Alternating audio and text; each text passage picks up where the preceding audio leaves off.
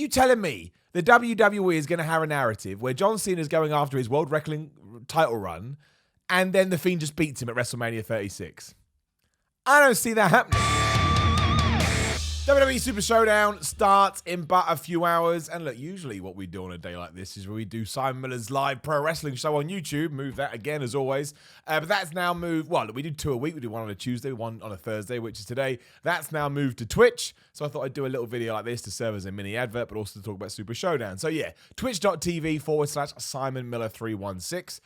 We did one today at 1 p.m. GMT. So at the moment, on Tuesdays, it'll be a YouTube live stream. On Thursday, it'll be a Twitch live stream. And if you're wondering, Simon, that's really confusing. It all goes down to how YouTube streaming destroys your YouTube on-demand content. You can Google it and read it right now. I won't bore you.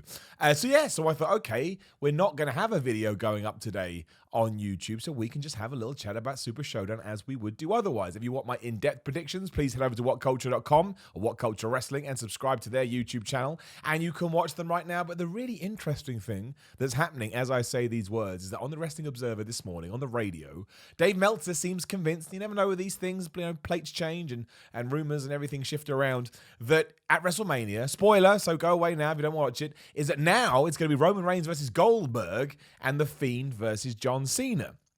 And I find that massively interesting because you kind of end up in a situation where some people are going to be mad and some people aren't going to care because they just want to enjoy wrestling. That's usually the way we do this thing. And what I mean by that is, in my head, and I could be totally wrong, I'm just guessing, it means that Goldberg will beat The Fiend later for the Universal Championship, which will cause massive disarray throughout the internet wrestling community, and then he'll somehow get into a feud with Roman Reigns, and again, I believe Roman Reigns will win the belt at WrestleMania 36. I think that's been the plan for so long that changing that now would be ludicrous. But of course, the other example, the other situation, would be that you do get The Fiend versus John Cena, and the title is on the line there, and the story is not only the past and the history they have together, which would tie into Bray Wyatt's whole gimmick, but also that John Cena is going for his world record, 17th title win, whatever the hell it is. I'm pretty sure it's 17th. I get confused. So many numbers throwing around the place.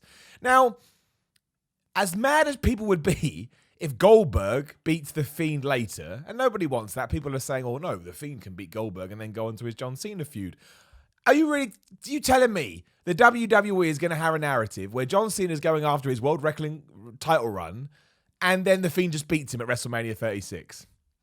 I don't see that happening. So as much as people are worrying about Goldberg winning the Universal Championship tonight or today or whatever it is where you are, I can't believe that Bray Wyatt losing at WrestleMania to John Cena, the part-timer. Now, I don't care about that stuff, but some people do. The part-timer John Cena. Like, what's the difference? What's the difference whether he loses to Goldberg, and what's the difference whether he loses it to Cena? Because the reason everyone's getting so excited is because they're like, oh, John Cena versus The Fiend is a great program, which it is. Totally on board for that, especially because Bray Wyatt will then get his win back. I don't see that happening. I think that's when that argument falls apart. I think if WWE is going to book Cena versus The Fiend, Cena wins his World Championship, probably hangs around in WWE for a few weeks, drops it, and then you may never see him again. That could be the end. Of course, I could be wrong. Maybe John Cena wants to tell a more dramatic and tragic story, which I'd be totally on board with. And then, yeah, these people are absolutely right, and I salute you. You can call me a bald asshole.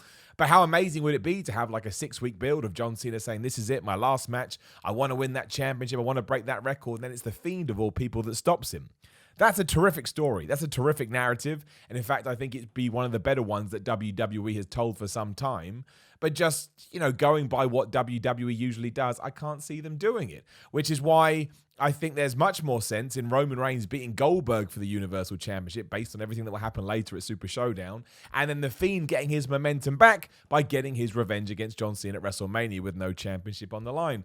But it has made all of this very interesting. Like, everybody that talks to you about these news stories has said for a while that it was meant to be John Cena versus Elias. People get mad about that, but whatever. And that, the Bray Wyatt versus Roman Reigns storyline had been on the table for a long time.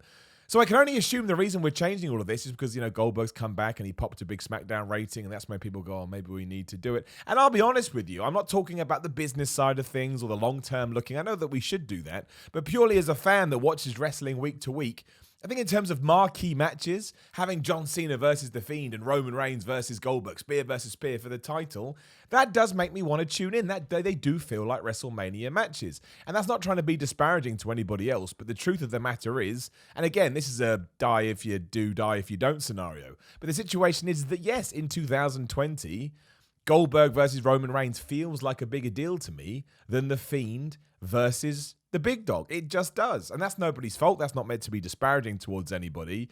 It just ties into this argument, this debate that we have all the time about whether or not WWE's been as effective as making stars in the modern day as they have in the past. And also, how can we keep going back to these Attitude Era guys? Well, that's what we're doing.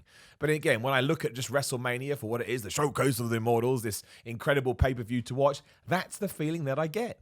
That's the feeling that I get, that I think when I came to sit down on April the 6th or 7th or whenever it is, and know that those two matches were coming up, I'd be more excited than John Cena versus whoever, say Elias, and Roman Reigns versus The Fiend. That's just how I feel. So Super ShowDown has got far more interesting now. I don't like the Saudi Arabia pay-per-views. If you watch my stuff over on What Culture, you know why. Also kind of feel like they get in the way. But maybe now there is actually going to be some worth to them. And we do have evidence of this from before, because I never believed that a Universal title or any kind of world title would change on one of those shows. But of course, that's where Bray Wyatt won it. He won it at Crown Jewel in October, I believe it was, November. That would be kind of strange too, right? If The Fiend wins his first world championship as The Fiend, not as Bray Wyatt, in a Saudi Arabia show and then loses it as a Saudi Arabia show. But I don't know. I'm intrigued. Obviously, going down in a few hours. There's a bunch of other matches on the card too. But again, if you want all my predictions, go check out my What Culture video. Oddly, WWE from nowhere, just on social media, started chucking out more matches. I think it's the Viking Raiders versus the OC. I think I could be wrong. It's definitely Mansoor versus Dolph Ziggler. I mean, if Otis doesn't get involved in that, then I don't know what's going on. And there's a third one as well, which I will go look at, but you'll never know. Of course, it's Humberto Carrillo versus Angel Garza, which I got no problem with. I mean, it's just a repeat of everything we did on Raw, but I can get into it. I think Angel Garza has star written all over him. It's just going to take some time to get that across, as it would with anybody else. But the best thing about Andrade getting suspended, if there is such a thing, is that it pushed WWE in a position where they brought up Garza. And again, Garza's incredibly entertaining. I don't know why I enjoy a man taking his pants off and throwing it as an opponent, but I do. I don't know whether we needed to bring it to 10 matches. I think it was fine when it was 7. I actually got quite excited about it. These things don't need to go on more than 3 hours. But hey, that's WWE's thing these days. Pay-per-views have to go on for the eternity of life. Otherwise, they don't think they've given you your money's worth, even though you're only paying $10 on the WWE network. But yeah, that's the big thing. This is the big story. Again, could all be lies, could all be gibberish, could all be nonsense. But maybe Goldberg does beat Bray Wyatt later for the Universal Championship. The question being, how do they do that? Because the character himself has been a no-selling monster since day one. We all remember what happened with Seth Rollins. And pretty much everybody else he's faced. I mean, the first Finn Balor match, which was presented impeccably, I thought, you couldn't keep him down. Even that stupid Hell in a Cell match, which ruined so many people's careers and lives. It was about, he had a toolbox on his face and he got smashed in the face with a steel chair. And I think there was a ladder and a bunch of other stuff. And even then, he didn't lose. The referee stopped the fight. We don't want to talk about that. Let's never talk about Hell in a Cell again. So, I mean, the thing with Goldberg is he brings so much intensity to proceedings, even at the age he is now. I think I'd probably bite with a spear jackhammer finish, depending on what else went around it. But again, I can totally appreciate some people are going to raise an eyebrow and be like, well, this makes no sense with everything we've been told so far. It's going to be interesting. It's going to be interesting. It's going to be intriguing. Obviously, if Goldberg does win, there's going to be a huge backlash. But try and think about what it means in April. Try and think what it means when we get down to Tampa, Florida. Do you want to see John Cena beat The Fiend for the World Championship? Do you want to see Roman Reigns?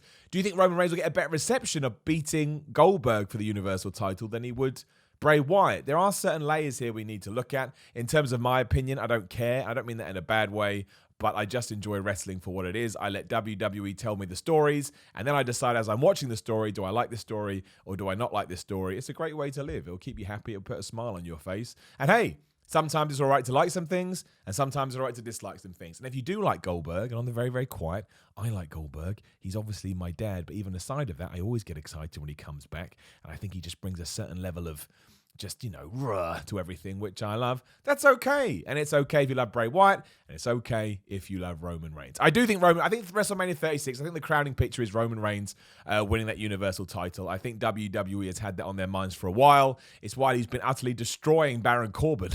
over the last few weeks. Like even in the little segments and little skits and little stories they've been doing on SmackDown, Baron Corbin hasn't even got one over Roman Reigns. So you get the TV where it ends with Roman Reigns being over, and then you get to the pay-per-view and Roman Reigns is still over. So I don't think we need to...